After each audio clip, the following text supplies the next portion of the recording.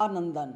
अब तक आपने अंधविश्वास और पाखंड की तमाम कहानियों को सुनी होंगी, तमाम ऐसे मामले भी देखे होंगे, लेकिन एक कहानी मैं आपको बताने जा रहा हूँ।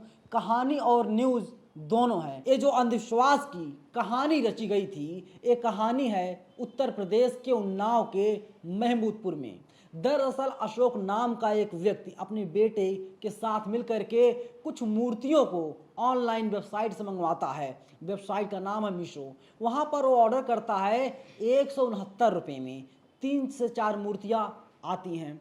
आने के बाद वो सोचता है अब किस तरीके से पैसा कमाया जाए। पैसा कमाने के लिए उसने साजिश रच डाली और जान लीजिए सिर्फ 2 दिन में 35,000 रुपये से ज़्यादा की कमाई उसने कर ली थी।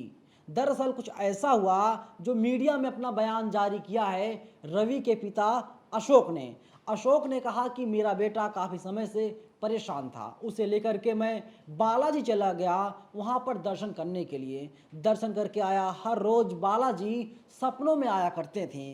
बालाजी कभी कभी सवार हो जाया करते थे। और इसके कुछ दिनों बाद सीधा कटरा वाली माँ आ गई। और जैसे ही वैष्णो माँ आई और कहने लगी और तुम्हारे अंदर जो परेशानियां हैं, जो कमियां हैं, वो सारी कमियां दूर हो जाएंगी। जो परेशानियां हैं वो चुटकी बजाते ही खत्म हो जाएंगी। एक दिन शाम को वैष्णो माता आ गई। वैष्णो माता जब आ गई और कहने लगी तुम खेत में जाओ, वहां पर खुदाई करो।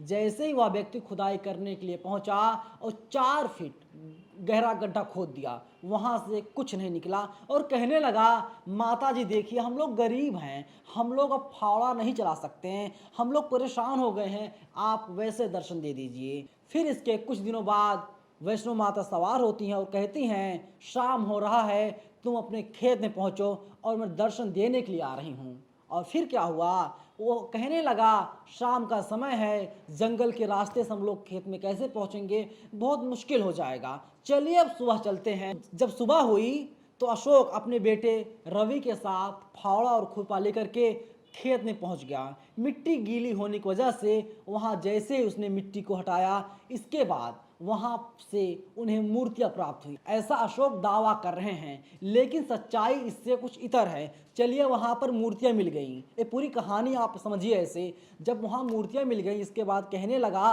कि देखिए यहाँ पर हमें मूर्तियां मिल गई हैं, रुद्राक्ष के माले मिले हैं और यहाँ से कुछ सिक्के बरामद किए गए हैं, इसके अलावा मूर्ति बरामद की गई है, 3 से 4 चीज़ें यहाँ से हमें मिल गई हैं और 500 साल पुरानी मूर्तियाँ हैं और साक्षात कटरा वाली वैष्णो माता ने दर्शन दे दिया है। फिर क्या हुआ, अंधविश्वास था ही। इसके बाद तमाम लोग आ गए, हजारों की संख्या में भीड़ इकट्ठा हो गई, हर कोई दर्शन करने लगा। एक बार आप इस वीडियो को देखिए।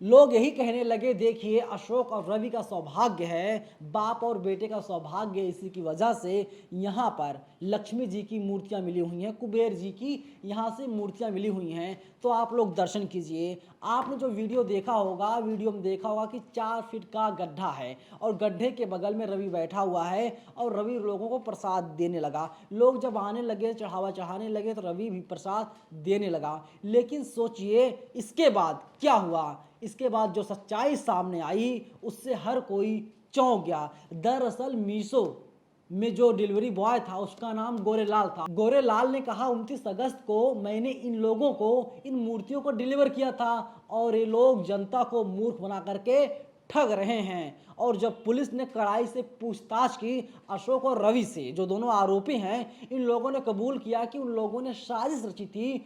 आसानी के साथ कुछ दिनों में हम लोग अकूत संपत्ति इकट्ठा कर सकते हैं और इसी की वजह से हम लोगों ने ऐसा प्लान रचा और हम लोगों ने वैसा ही किया और 2 दिन में हम लोगों की कमाई 35,000 रुपये हो गई। सोचिए एक दिन में 17,500 रुपये से ज़्यादा, महज 2 दिन में 35,000 रुपये कमाई। आप डीएम बन जाइए, आप एसपी बन जाइए, आप कोई भी अधिकारी नेता बन जाइए, आप 2 दिन में 35,000 रुपये कमाना बहुत मुश्किल हो जाएगा आपके लिए। आप 35,000 रुपये 2 दिन में नहीं कमा पाएंगे सही तरीके से। लेकिन इन लोगों का जो प्लान था, इन लोगों ने साबित कर दिया कि हम लोग कितने बड़े अंधविश्वासी हैं। हम लोग अंधविश्वास में जीते हैं। इसी की वजह से 2 दिन में 35,000 रुपये इकट्ठा हो गया। जैसे ही पोल पट्टी खुल गई, इसके बाद पुलिस ने अशोक और रवि को गिरफ्तार करते हुए जेल भेज दिया है। मैं आप लोगों को बता दूं, पाखंडवाद और अंधविश्वास क्या होता है। जब हम किसी चीज़ के बारे में ज़्यादा नहीं जानते और आंख मूंद करके उस पर भरोसा करते हैं तो उसे अंधविश्वास कहा जाता है। और पाखंड होता है कि हमें जितना ज्ञान है उस ज्ञान का हम दुरुपयोग करके धार्मिक कर्मकांडों के जरिए पैसे कमाने लगें तो उसे पाखंड कहा जाता है।